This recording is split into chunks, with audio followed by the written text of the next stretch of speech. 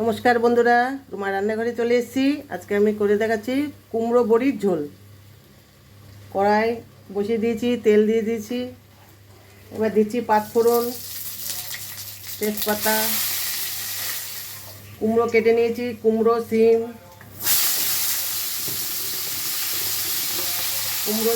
আর আলু। আর দিয়েছি কড়াইশুঁটি, আর দিচ্ছি টমেটো আর আদা। আপনাদের স্বাদ মতো নুন,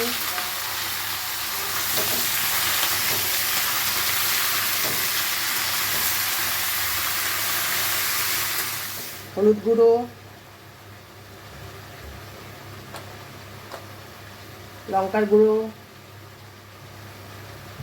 স্বাদ মতো চিনি।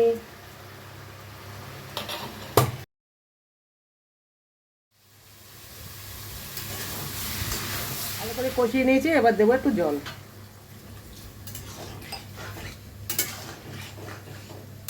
এবার দিচ্ছি একটু ধনেপাতা বাটা। এবার দিচ্ছি বড়ি ভেজে রেখেছিলাম, বড়িগুলো দিয়ে দিচ্ছি।